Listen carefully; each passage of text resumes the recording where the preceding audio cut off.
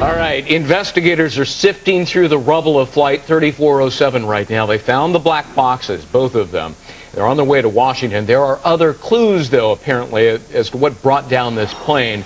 We're going to speak to a former accident investigations director for the FAA next. Welcome back. Flight 3407, the first fatal American commercial air crash in about 2.5 years. In that period of time, more than 1.5 billion passengers have traveled safely. So what can investigators actually learn from this accident? Steve Wallace is a former director of accident investigations for the FAA. Sir, thanks for being with us. They have located the flight data recorders, the voice cockpit recorders. They're on their way to Washington. They'll be analyzed, assuming that they're still functioning. Will that likely be the most important bit of evidence that they'll be able to glean from this?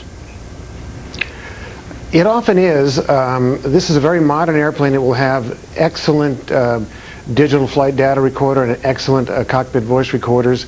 The boxes themselves are located in the tail of the aircraft so that they have the maximum possibility of surviving the impact. They're designed to tolerate extremely high impact and extremely high temperatures.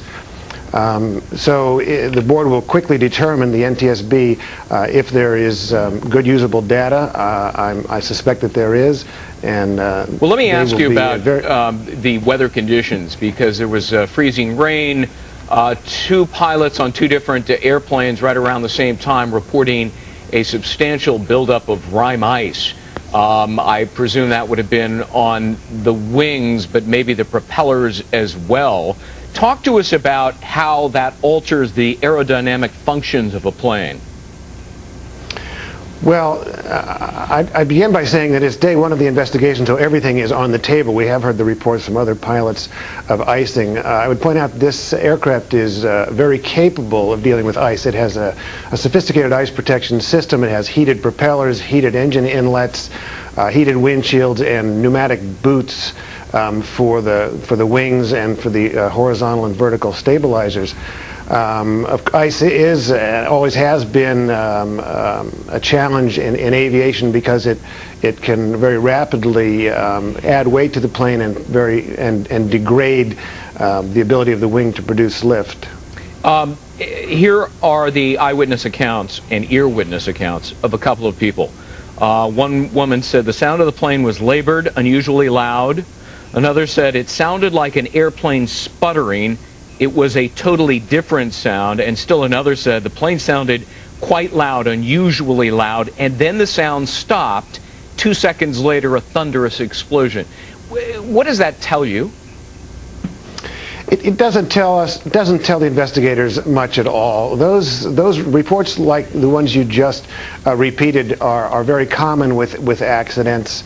I think more significant is the fact that the airplane crashed several miles from the airport in a very confined debris field, which suggests that it came down vertically.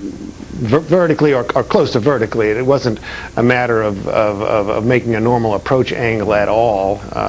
It suggests that the plane, which was at an altitude of about 2,300 feet, I believe, when it was last talking to air traffic controllers, it suggests that the airplane was upset somehow from its normal flight attitude. Could ice do that? I mean, affecting the flow of the air, creating drag. Could it cause a plane of this nature, a turbo twin prop plane, to just sort of drop out of the sky almost vertically from 2,300? It has happened in past accidents. Again, I'd emphasize that this is day one of the investigation, and this is a very modern and very capable aircraft with a very sophisticated ice protection system. What else would you look at as a possible cause? Again, day one, everything is on the table. Right. The investigators will look at those the recorders. They will look at the maintenance records. They will quickly assess if all of the components of the airplane are there at the accident site. They call it the four corners of the airplane. So everything is on the table. Yeah, mechanical, weather, human error, all those are on the table. Steve Wallace, former FAA, thank you very much. Appreciate it. Thank you.